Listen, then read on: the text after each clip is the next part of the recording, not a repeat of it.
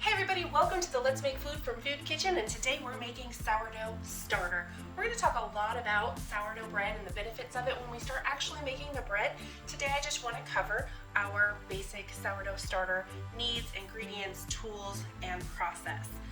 So tools first, I need a jar with some sort of cover that is breathable, so a cloth, a paper towel, something like that. You can use a jar ring or a rubber band to secure it, but definitely it needs to have some air, so don't use a solid top. Next, we need a food scale. If at all possible, please get a food scale. If not, you can go by measurements. It's not the end of the world, but sourdough starter is kind of finicky, and so if you can weigh your ingredients, you're probably going to have a better long-term result. And they're really not that expensive. You can go get one for about $10, I think. Next, we have our something to mix with, something to measure or scoop our flour from, and then some water. That's all we need. Really very simple. Let's move on to our flour. Flour type is important, sort of. So you cannot use any bleached flour. It kills part of the natural yeast that's in the flour. It will not turn out. It'll just be this globby, gooey mess that doesn't actually do what you need it to do. So you can use any flour that is not bleached. So I'm going to use whole wheat flour today. You can use unbleached white flour. You can use rye flour. Play around with the flour, see what you like and what flavor profiles you want to end up with. What we're going to do, we're going to measure out equal parts for day one, 50 grams of water and 50 grams of flour. I'm just going to pour in my water, and I'm using filtered water. And the reason I did that, okay, so I went over, hold on, let's go back. It's okay if you go over, you can just adjust it, because when you take it off the scale, it still remembers the weight of your jar. Unless you turn the power off, then it won't. All right, we're at 50 grams. So the reason I use filtered water is because your tap water can have bacteria and chemicals and things in it, and sometimes that doesn't really matter, but for your sourdough starter, I highly suggest doing the filtered water or the bottled water because you're gonna get a pure starter for a pure bread, okay? So now we've got 50 grams of water. I'm going to hit tare again to zero it out. Then we take our 50 grams of whole wheat flour, and we're gonna just tap it in there. You don't wanna dump a bunch at once because once your water's in there, it's hard to adjust that. And I'd rather go slow and take my time. Your water to flour ratio is important for the yeast that are in there. And what makes your sourdough starter is the natural yeast that's in the flour. And we're almost there. Really slow. It's okay. I'm at 45 grams right now.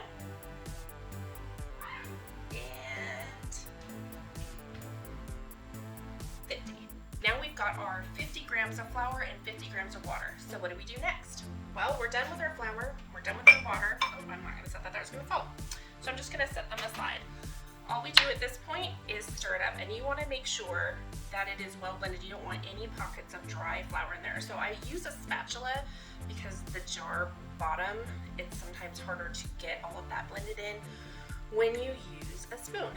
So, and you can use a spoon, there's nothing wrong with using a spoon. This is just my preference on what to do. And it really makes a paste, like, how do I describe it? Like when you made homemade Play-Doh when you were a kid, if you made those types of things at home or at school, it kind of reminds me of that, but a little bit stickier. So I'm gonna take a little bit out and just show you. See, it just doesn't even come off of the spoon. And that's what your day one is going to look like. And I'm just gonna scrape it off. And that's it for that part. Next, we put on our cloth, our paper towel, whatever it is, and just secure it on there. That is all you need to do for your day one sourdough starter. There is 7 days of this, and believe me, it is worth it. It doesn't take more than a couple minutes every day. You can feed it 12 to 24 hours. You can do it twice a day if you want. If you want to speed up your process, you can feed it at, say, 8 a.m. and 8 p.m. And that might help speed up the process a little bit, but it's really not going to be ready to use for about 7 days, and you will get better flavor if you feed it those twice a day. But we will continue to talk about those things as we feed our starter. But this is what it looks like in the jar. And we will continue our talk tomorrow when we film day 2.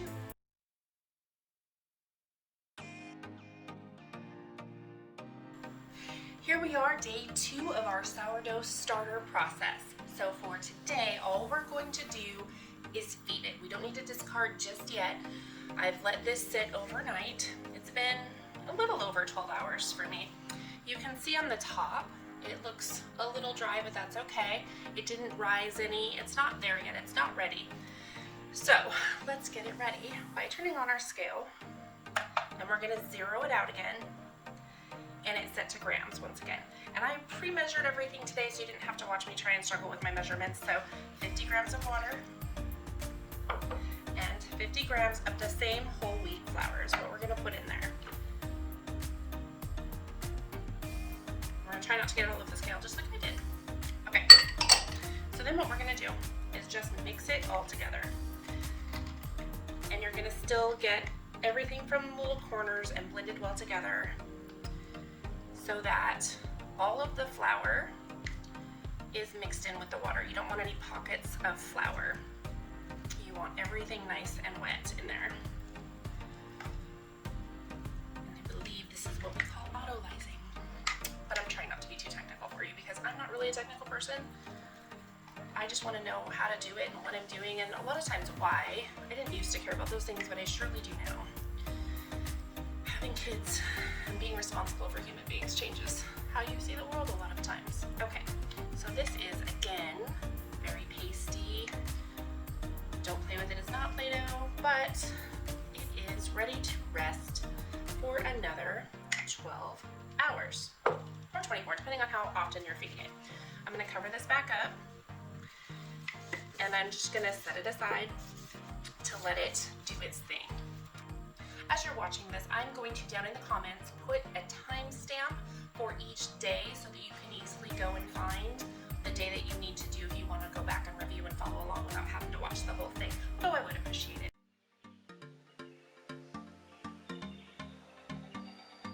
I've made it to day 3 of our sourdough starter. Today begins the day we start taking out some of our sourdough starter. We call that discard. Later on, you can use it for other things. Right now, it's not really good for much, but you could add it to like pancakes or something if you don't want to waste it. Totally fine. So the first thing we need to do is remove 100 grams of our starter. There's currently 200 grams in here. Day 1, we had 50 grams of water and 50 grams of flour. Day 2, we had the same thing. So we're basically taking out half of our starter. There's a couple of ways to do it. First, I'm going to take off the lid, and I'm going to try and show you what the inside of the jar looks like. You can see it's pretty thick. It's got a little bit of a bubble on the top, like a mound, I guess. I'm going to show you the close-up here. At the end of our day 2 sourdough starter rise, you'll notice that the level of the sourdough starter has risen up and fallen back down, and we've got some nice bubbling activity. This is perfect in what we would like to see. There's a couple of ways we can deal with our discard measurement. One of those ways is if you have a jar that's identical to the one that you're using, you could weigh that jar and then subtract the amount that you need to get the total weight. Another way you could do it is turn on your scale, make sure it's at 0, and that your unit is at grams. Then set your jar on there. This jar says 481 grams, so I would just need to take out 100 grams. That's one way to do it. Another way to do it, you could take an empty container, press tear to zero it out, and then put your discard in it, like I'm going to do. I don't know if you heard that, but I'm going to do it again and see if you can. It makes a very sticky kind of dough sound. See that? Try to be quiet so you can hear it. So I'm going to fill this container until it says 100 grams, and we will be good to go.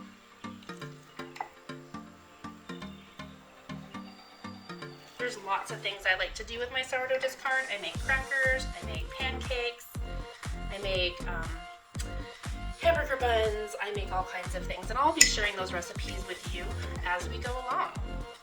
So make sure you've clicked that bell so you get notifications when I post those. So close, 96,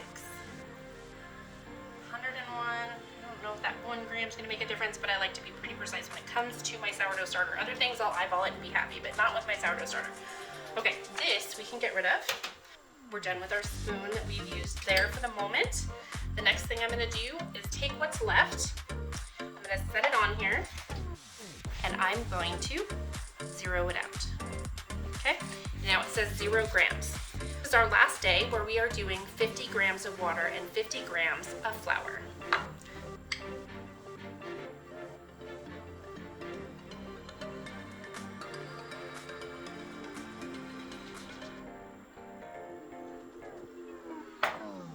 Alright, there's our 50 grams of flour, and I'm just going to leave it on because I know I'm going to add 50 grams of water, which will make it 100 grams. You may zero it out if that makes it easier for you.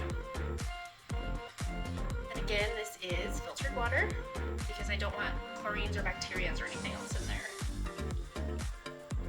Almost. There we go. It's 101 grams, but that's okay. So then we just do the same thing we have been doing and stir it up. Make sure that all of that flour is mixed in and not at all dry. So we don't want any dry pockets or lumps. And it's going to continue to be that consistency for a while.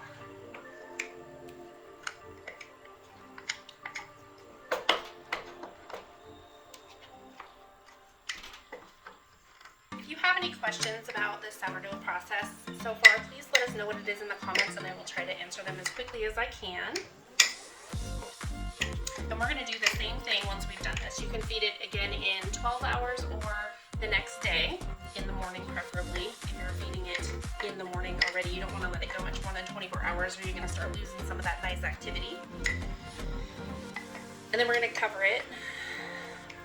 So we'll cover it and feed it again. And I think maybe on day 5, I'll do a time lapse for you and you can see it bubble up and go back down. And I'll do it again on day 7 so you can see what that looks like.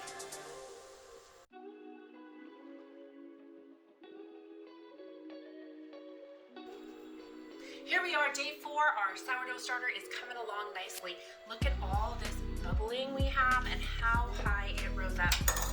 It came almost all the way to the top of the jar. That's fantastic. I'm going to show you a close-up of it.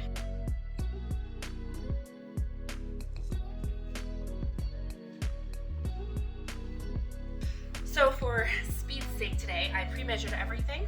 I've got a taller jar because as you can see, it made it all the way to the top. We need to add 100 grams of flour and 100 grams of water today. So when it rises up, it would rise out of this.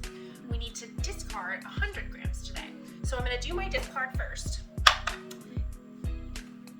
Don't forget to zero out your scale. All right, here we go. I need to take out 100 grams.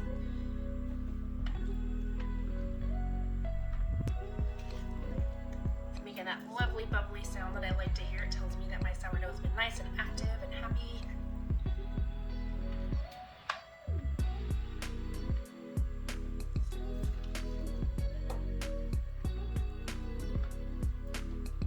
There we go. I'm just going to set that aside.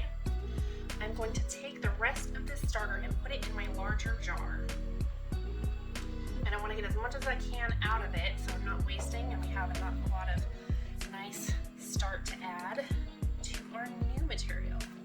It's the same flour. Please use the same flour that you started with.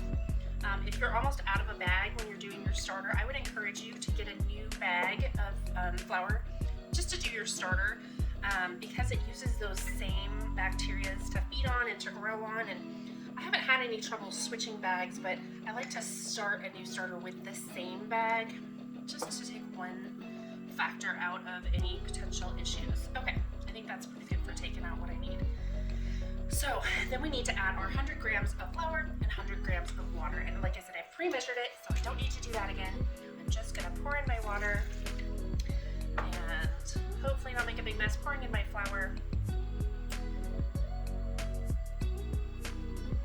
Not terrible, a little messy. And then we're going to stir it up just like we do every day, making sure that all the flour gets moist. And we're going to mix it all in with our original that we dumped into this jar.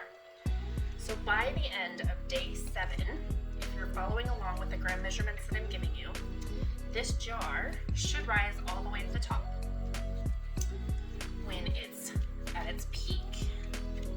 And by day 7, when it reaches its peak, then you know you're ready to make your first loaf of bread. Don't forget to cover it back up sit overnight once again, and you can feed it. See you tomorrow.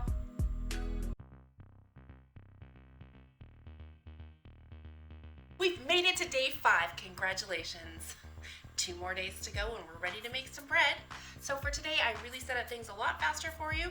I've taken out 200 grams of our discard, and I've got 150 grams of flour and 150 grams of water. So I'm just gonna pour everything in there and get it mixed up. Don't forget, as I've said every single day, to make sure that all of your flour is well combined so that there's no dry spots. That's really it for today. I'm gonna do a time lapse for you so you can see it rise and fall. See you tomorrow.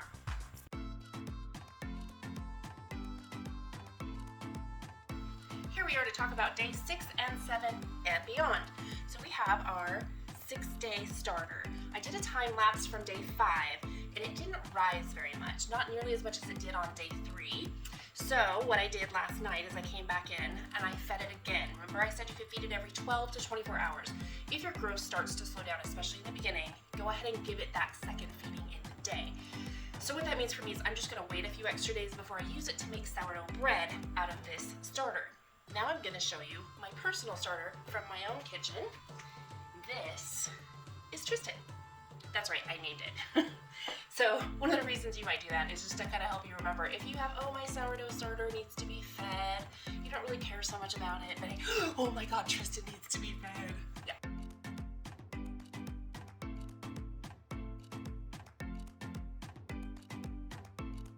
So you can see the difference. I fed this one the same amount as this one last night to kind of show you.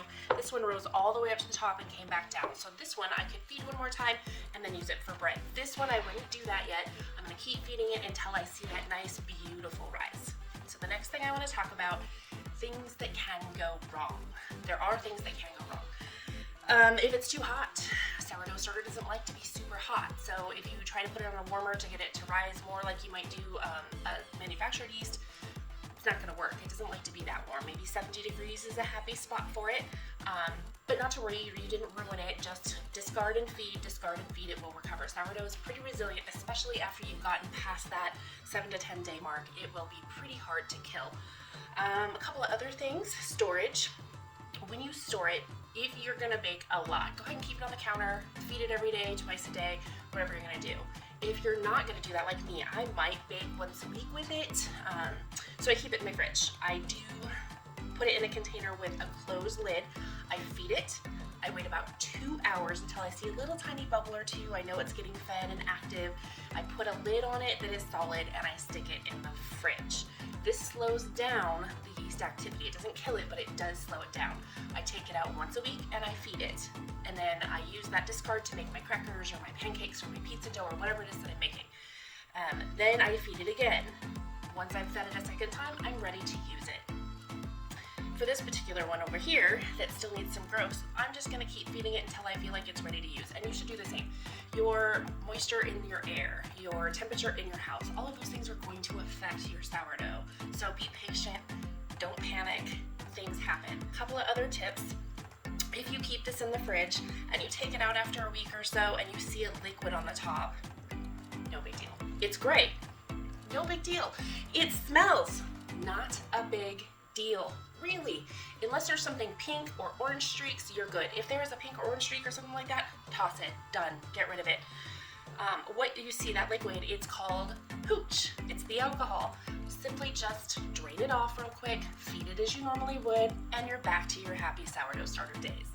So, if you have any questions about your starter, any concerns, please let me know what it is in the comments. I'll do my best to keep up on those and answering. Now this is a beginner level sourdough starter. I am a beginner sourdough maker. I've been doing it for about a year, and I would say that my experience level's like here and a master baker's up here. I don't pretend to be an expert at this, but I have learned so much simply by making it, keeping it up, paying attention to what I'm doing. My sourdough bread, my loaves, I'm still not entirely happy with it. I wish I got more rise, and I'm playing with the different ratios of what I'm putting in the bread dough. So work with me, play with it, learn. That's all you need to do. You'll get there just like I did. Just don't get frustrated and give up. That's the last thing you should do.